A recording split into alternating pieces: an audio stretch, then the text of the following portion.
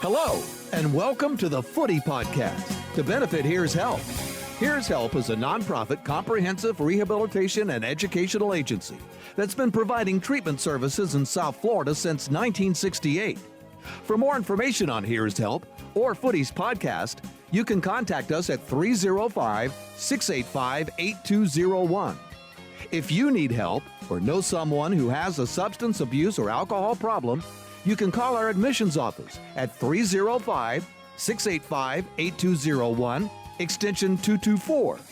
If you'd like to make a cash donation to Here's Help and join the fight against drug abuse, call Footy at 305-685-8201, extension 227.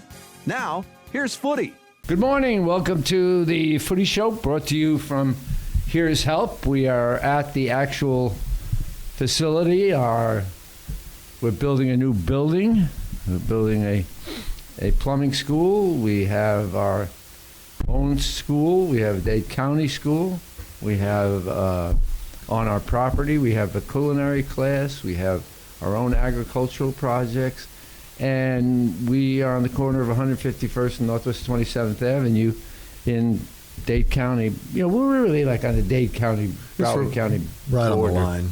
Yeah. I always kind of think of the Palmetto Expressway as the county line, even though it's not the official, unofficial. Yeah. So we're here. We're still doing what we're doing. We're expanding.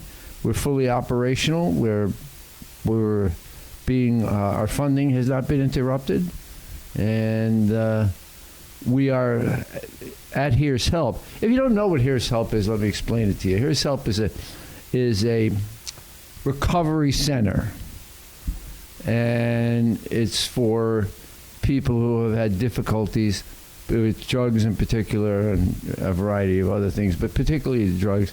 And our belief, we bring all the counseling, we bring all the family counseling, we bring all of those things.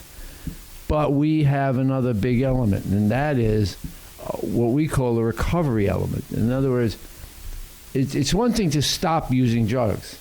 But what are you going to do now? Really, what are you going to do? And, you know, and what the average person living their life doesn't realize is when you get in the world that these young men come from, it's a full-time job. Oh, from, you know, every waking hour. Job and a half. And in some cases, they're up for days at a time. And there's sure, you got to be busy going out stealing. You got to be, you know, whatever it is you're doing. Acquiring or dealing or. So what we teach them is their new life. The replacement life. The replacement life. And the new life launches them on a completely different platform than they were. And in most cases, these kids start at such an early age. Yeah. This is completely new to them, you know. Oh yeah, they're like that. Right. But you know, it's most substance abuse drug programs, whatever you want to call them, they are one-dimensional, and that's great, no problem. We are multidimensional. Mm-hmm. You're part of it. Look at you. You come every week and you do the podcast and you do the broadcast with the guys and everybody participates. And then, of course, in the garden, we grow our own fruits and vegetables. And in the culinary school, we do our own cooking. We're always getting big platters out of there. And then, of course, in the school, with our Dade County school teachers, Mr. Lavelle was here the other day. Oh, the big Why guy. do you think I got a big smile on my face? Yeah, tell me about it. Well, he's boss man. Yeah. And I know him, and I know him for a long, long time. And he comes around and starts asking questions, starts poking chests, looking at things. I don't let people just randomly walk around here. Mm-hmm. Him, I let randomly walk around here. And what's his official position? He's assistant principal, vice principal. Mm-hmm. And in fact, I can look at him on my phone because he called me the other day. He's really on the ball. And you got to remember, in this big systems like a school system, you could have You could have 10 deadbeat employees and not even know it. A school system this big. Yeah. And it's interesting, because these, as I mentioned a few minutes ago, a lot of these young men began their substance abuse issues at a very early age. Oh, yeah. They've either gotten thrown out of school or they just quit going to school. So one of the big pieces. Good morning, Footy. This is Eddie LaFell, assistant principal. Okay. I like it. I got things running like a clock, Norton. I'm telling you. Right, he's a great guy, but what's great is he's perfect for us because he's been around forever. Mm-hmm. He's been around in the school system forever. He knows who we are. He understands what we do. Mm-hmm. He knows that we do some things differently. And we don't really do anything like weird stuff. We do school. Right. We do training. We do care for you. We do teaching, So what you brought it up, and I'm glad you did. We develop what we call the replacement life. In other words, you did this for all these years, mm-hmm. and for whatever period of time. Now it's time to change. Well, where did I get that? I got that because that's what happened with me. And I started when I was 12, okay? But by the time I'd gone with Dr. Sears and all the different facilities and whatever, I had a replacement life that I learned from Dr. Sears. I was one of the original 7 in Long Island who went for care. And we did it at the county hospital. They took us from the jail, some of us, from the jail to the county hospital. And we just were 7 people. We weren't part of because it was all very new, and we were the originals. So she kept us away from the people started pouring in. Mm-hmm. And we had our own world, and our world was a little bit different than NA and AA and all that stuff. Right. It was Dr. Sears, and and we had parties on weekends at the facility. We went all over the place. We were always together. You were telling me that you used to go to schools. I can remember when I was in school. I don't know if it was you or not. No, it was. I'll tell you. How funny. It could have been you. I was in Fort Pierce at school, and they brought some guys in, and of course they had the white uniforms with the blue stripes down the legs. No, I didn't have that. They were telling us, but that was a big part of the.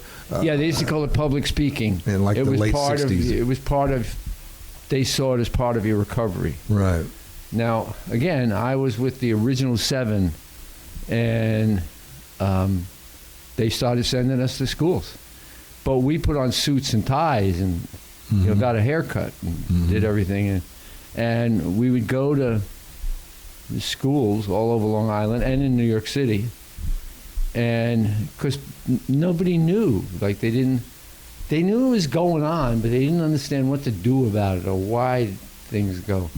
And Dr. Sears sent me and a number of other guys to all the original 7s to other schools. And we quickly found this to be a very lucrative profession. Okay. In what way? Girls. Oh gosh, you and girls.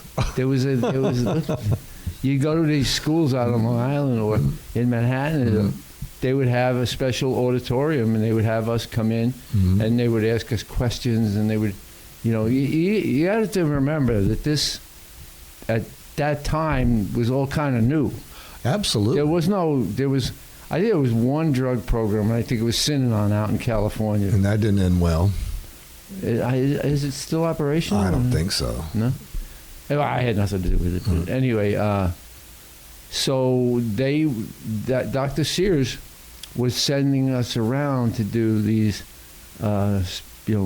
presentations, really, to the people, and we would do them. But we quickly learned that you're standing on the stage in a suit, And you're a bad boy.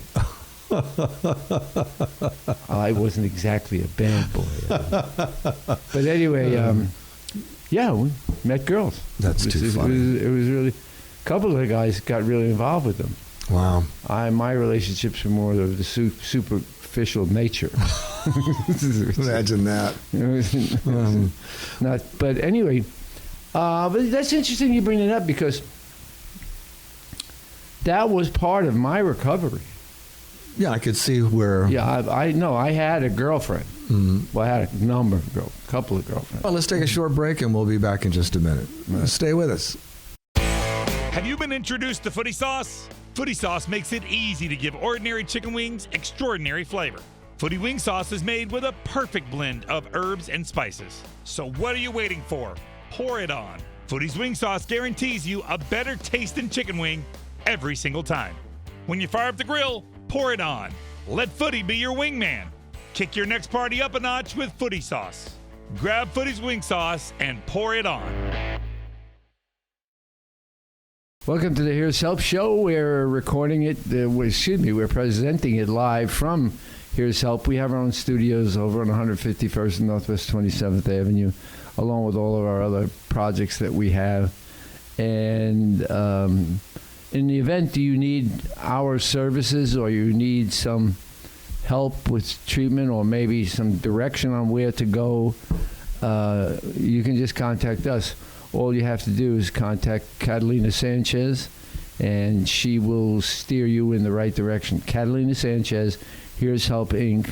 .com or 151st Northwest 27th Avenue, right up the road from Miami-Dade Community College. You know, I'm a.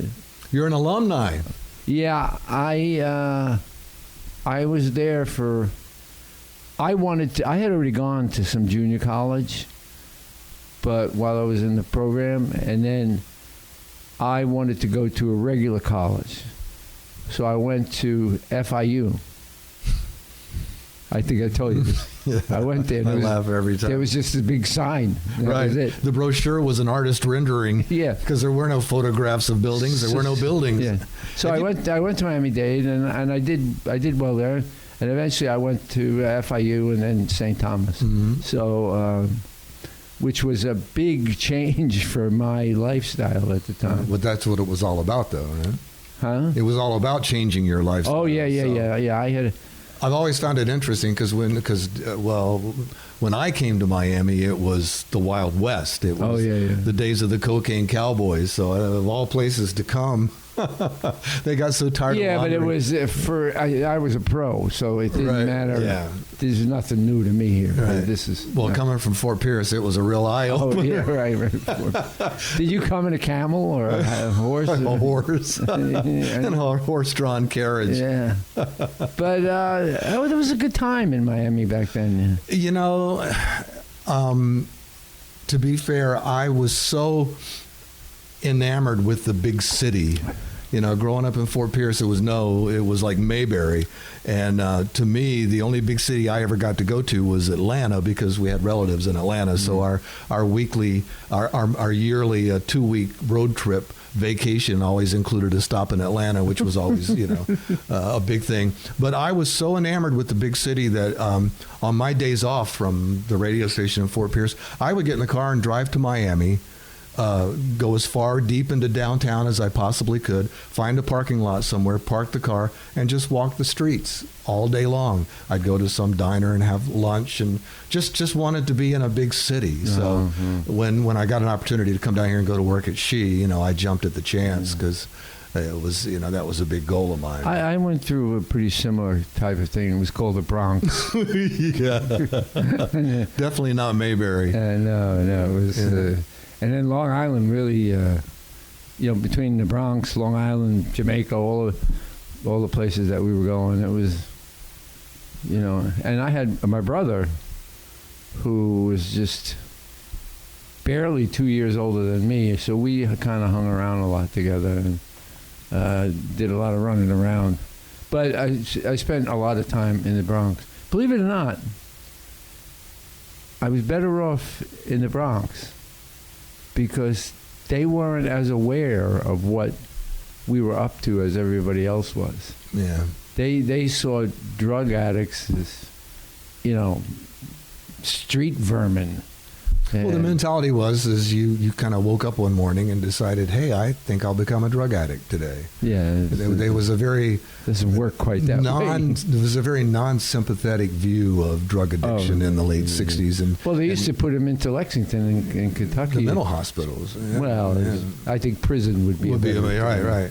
But the mentality was, you got yourself in this mess, and the idea of recovery centers was, what are you talking about? They didn't really have them. Yeah. Right, because there was no sympathy there was no compassion for people that had gotten in that. No, they just they threw us in jail and just shut up, we'll kill you.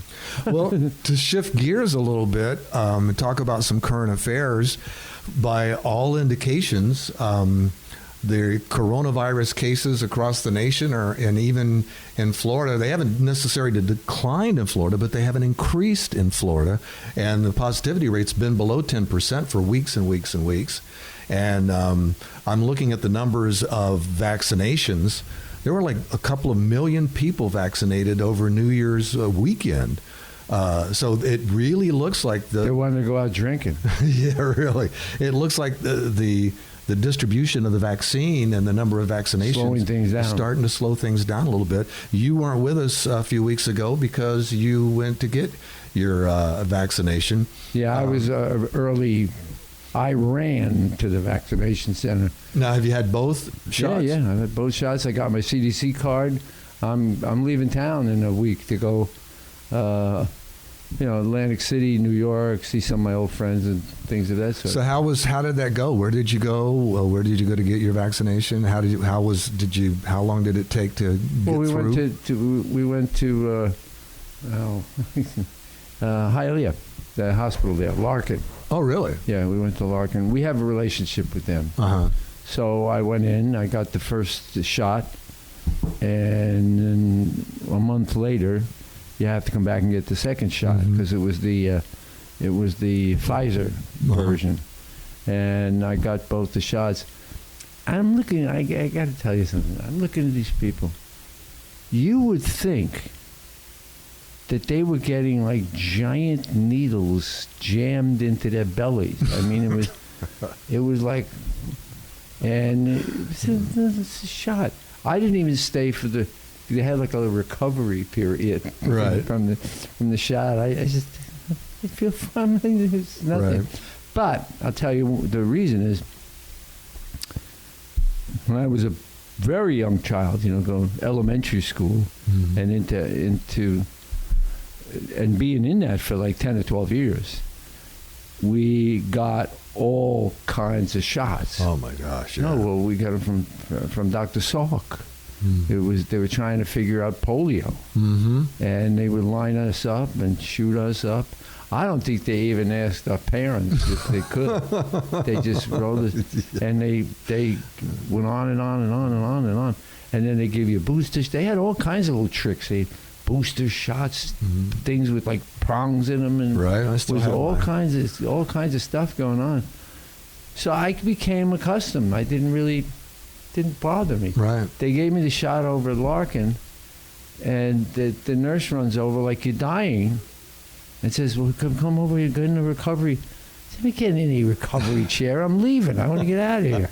And I left. And so you had no side effects, or sometimes they say after the shot you'll get some. I had no soreness, no symptoms, no illness. And I know a lot of people that went, they were in bed for 3 days. I was like, what's that? What are you talking about? That needle that they were using, to me, it was a joke. You couldn't even feel. Give me a man-sized needle here, will you? Give me an IV drip.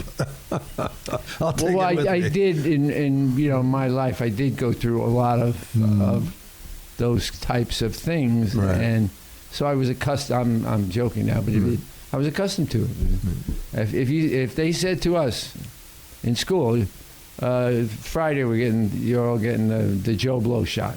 Right. All right. Okay. Make sure you wear something you can pull up. Yeah. And we'd wear it, and they used to line us up in the hallway in school, everybody, and then Yeah. I'm talking about elementary school. I can and they remember. came in, shot us, and that was that. And we did have some incidents of guys that tried to run for it. We thought they were comic. Right. But this guy named Kalachi, he bolted for the door. There are some people. I worked with a guy up in West Palm who produced, when I was on the Barsky show, absolutely terrified of needles. I mean, you just say to him needle, and you could just see he would get pale. So, I mean, there are those that have a phobia. We all have our phobias about something and our demons, so I can feel for somebody. Yeah. Venereal disease is a good phobia to have. You're so bad. Well, so you're good to go now, and you're headed out, and they actually give you a card that I have a CDC card, has the dates, the times, and everything. When I got the shots, what shots I got. So part of the reason I'm asking is because I'm going tomorrow for my first. So where are you getting it? Markham Park. So it's going to be Markham Park, where, under the trees? Well, that's what they're doing in Broward. They're taking all the parks and closing them to the public and using. Good. Yeah, well, they have a lot of places where you can queue up. There's a lot. What do you mean by queue up? They have long roads where the cars can line up. Oh, you're going to wait in your car? Oh yeah, they don't even let you get out of the car. In fact, if you go there without a car, you can't get a vaccine. You have to be in your vehicle. And they motion you where you're going to go and get online. I had. I'm ready to go, man. I went and got online. And I have to give Lori credit. My wife Lori, she is clearly the brains of your operation. There's a very crystal clear reason why I married Lori, and this is a typical example of that. I can't figure out the reason she married you. I can't either, and neither can anybody else. But I'm glad that she had a moment of confusion. But she had called I guess the Department of Health and left a message. You can go to Publix and get a shot now. Yeah, but you have to go through. You have to get an appointment. That's the thing. You have to have it. And have you tried to get on the Publix website to get an appointment? I got on my appointment. Well, you got connections. Well, I even admitted it. I lived in Hialeah. I had 5 different places, apartments. Names? No, I'm a Hialeah guy. Yeah. You get me near the Molinas, I'm going in. Right. But but when I was going to Miami-Dade, we used to go to the college, junior college. We would go in the back way from Hialeah. That was our normal thing. So it wasn't odd to me to be in Hialeah. I go in Hialeah to this day, and I go to certain restaurants and things that I know. And I go with my friend, Mr.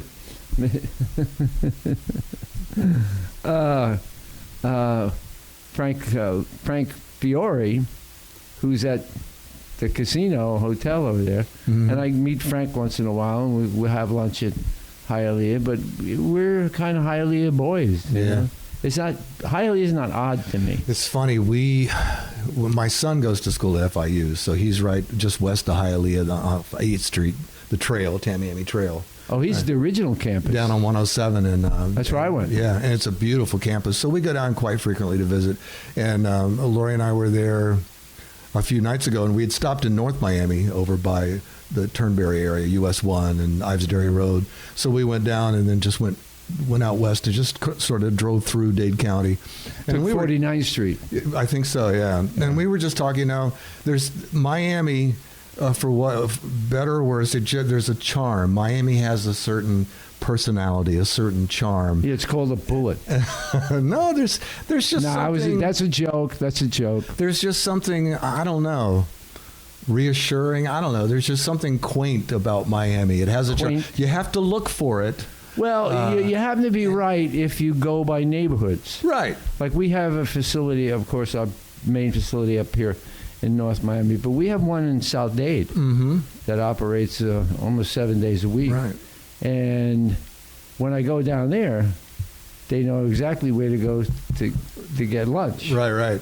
But there's something about the architecture and the color of the houses and and 8th Street. I mean, when you go through Cayocho, Cayocho is a. It's almost gotten to become a tourist attraction, almost, but it still retains that kind of. I prefer Hialeah. Yeah. And there's plenty of good places in Hialeah. Believe me, it's a great place to go. We really enjoyed that little drive because it's been a long time since I've been through that area. Mm-hmm. I could come down from time to time. You're only 2 blocks away from it now. And it's funny, where we live in Broward, if we take 75 and then the Palmetto, we're in 30 minutes. We're on 8th Street. Oh, yeah. I mean, that's, so you have no excuse not to go. But we were at La Carreta. A couple of months ago, and that was... Yeah, that's a pretty good one. It's been a long time. But try Molina's. Okay. And is Versailles still open? No? That's a tourist sucker joint. Yeah. Go to Molina's. Okay. Get the fish. Okay. Telling you. That boat comes in off to the river and unloads every day. Wow. And let me tell you something. There's a difference. That is the best, if you want to call it, Cuban restaurant in all of Miami-Dade and really? the Keys. Wow. Yeah. Oh, no, it's the best. Okay. And I'm not an agent or you're getting no talent fee. No talent fee. This is not an endorsement. It's just everything is to die for there. Yeah. And they have professional waiters. That's how you can always kind of tell, because they. Well, that makes all the difference in the world in a restaurant experience. They're grown men with ties and they know everything there is to know what to do. Yeah, but they have women too who wait a part of the service. But I'll take you there. Okay. After the show. I'm going to hold you to it. After the show next week. Well, no, I won't be here next week. That's right. Nice. Very smooth. So the week after that, I'll take you over there. But you got to let me order. Okay. Because you won't really know. Oh, my God. It's so funny you say that. We were, my daughter was with us as we were taking my son back to his apartment at FIU, and we stopped at some little Cuban, the cafeteria. There's the Cuban cafeterias everywhere, and we stopped at one because you got to go on 49th Street and make the left. Make the left before you can go on to the Palmetto. Oh, okay. And then you'll go down that street. There's a little shopping center. Mm-hmm. And it's got a cafeteria, a Cuban restaurant. And it's a classic place. Right. They got the right bread. They got the right everything. It's not like a second generation. This is the real stuff. This is the real deal, yeah. Well, I was amused because we were ordering off the menu in Spanish, and my daughter was just absolutely... She was like, who are you people? She'd never heard us order in Spanish. We'd never really taken them down there. Her reaction was absolutely priceless. It was so funny to see. What I miss a lot about being in Miami was the Grand Prix. Was that like the absolute most fun? Oh, the Miami race. Oh my God! Especially when it was not when it was out of Tamiami. I was on the AJ Foyt team. Right? Remember that? Yeah. But that was when Miami really shined. Well, they especially downtown when it was. Yeah. But Preston Henn, who sponsored the swap shop. Our car, which was his car, right. And his driver was AJ Foyt and Danny Sullivan also. For a while. Yeah. But I think AJ was a little more important. But anyway. Well, he was one of the old guard. I'm playing golf one day, I think with Sonny, and I go home and listen, this guy's been calling all day. He wants you to call him. So what do you think? The Henn was they didn't even know who he was. Right. Well, it's Preston Henn from the original swap shop. Mm-hmm. Hey, boy. Yeah, he's one of those. That's Preston. He goes, we're going to come down and get you. I go, what do you mean get me? He says, well, I got my helicopter. We're going to come down and I'll pick you up at that golf course you've been at. I've been chasing you around all day. come on, you come up with us, and we're going out tonight. And AJ's here, and you're going to go. And I'm like, wait a sec. You're going to fly a helicopter onto the golf course. At Pembroke Lakes. To pick me up, to take me up to Boynton Beach or wherever the hell you're going. Mm-hmm. And I ended up meeting them and stuff. I didn't go in a helicopter. Oh, those were fun times. You know, I was responsible for like a huge falling out there between Preston and David Ross, the general manager of Y100. Wow, look at you. Well, I loved Preston. I did too. And I was sort of the official, unofficial photographer for Y100. I had a deal going with Tony Novia and Julie in the promotions department that of course, my camera was always in my car, constantly, and always by my side. So I was taking pictures at events, and so in exchange for using my pictures at events, they would pay for the development of the whole roll. So I got free developing for all my artsy photographs and stuff. But I was at the Grand Prix just taking pictures of everything. This is downtown Miami. Downtown Miami. And AJ Foyt was driving, I think it was a Porsche that Preston Henn had in the race. And I was taking pictures of the car during the race. I was sneaking into some of the photography areas where you could actually stick your lens through the chain link fence and get really good pictures on the turns where they were slow enough that you could capture them. Yeah, they used to slow down quite a bit. So I took a bunch of pictures of the Y100 car during the race, and then after the race, I was running around in the pits, and I took a few more pictures. And when I got them developed, I took them all and just gave them to David. You know. Well, turns out that it was supposed to be the Y100 car, and there were supposed to be Y100 decals on certain parts of the car. Yeah, Preston didn't get the memo. Well, Preston didn't get the memo because the pictures I took of the car on the track had no Y100 signage at all. Oddly enough, the pictures I took of the car in the pits after the race had Y100 signage on it. And so there were some phone calls made, harsh words were spoken, and that was pretty much. I wasn't in that. I wasn't in that wing of development. Yeah, well, I wish I hadn't been. I felt bad about it. I had no idea. It never occurred to me. But David was like, I think it was Tony. He said, "What do you see?" I said, "Oh, just the car." Okay, what do you see here? Oh, I see what you're getting at. So that was the end of that. If you want to we're getting all kinds of orders all of a sudden for Footy's hot sauce, the wing sauce, and that's the hot sauce. Well, we have it, and we are supplying it to a number of public supermarkets throughout South Florida. But if you have a store or whatever where you want to sell Footy sauce to your customers or buy it or whatever, just contact us at here'shelpinc.com. Call Liz Beaton, and she will help you out. And because all of a sudden we're getting all kinds of orders. That's great. Well, I can tell you this. I am a huge chicken wing person, and there is always a bottle of Footy sauce in our fridge, and it's always on the table anytime. It doesn't have to be wings. It could be any kind of chicken. Well, you're right. You can put it on fish. You can put it on a hamburger. You can put it on anything. And I love a good chicken wing sauce. And again, this is no endorsement, but that's good stuff. Right there. So if you're a wing sauce person or a hot sauce person, contact us at here'shelpinc.com, or you can go to your Publix, walk up to the manager and say, "I want Footy sauce," and they will stock it. And we know, because they call us. Right. They say, "Send us 5 cases, send us 2 cases, send us this." And all of a sudden, there's been a big... That's great. You know what I think? I think it has to do with the conditions, you know? Yeah. Well, people are at home. People want to break. And could have been the Super Bowl, too. Yeah. You know? Please do ask. And by the way, just so you'll know, all the money goes to Here's Help. It stays right here in the facility. And Yeah, that goes was to a help mistake each other. on my part. I can tell you that right now.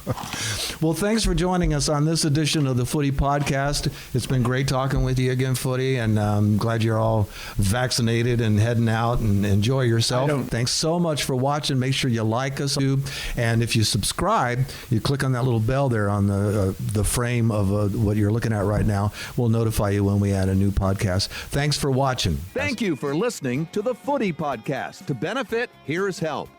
For more information about the Footy Podcast or Here's Help, contact us at 305-685-8201. If you need help or know someone who has a substance abuse or alcohol problem, you can call our admissions office at 305-685-8201, extension 224.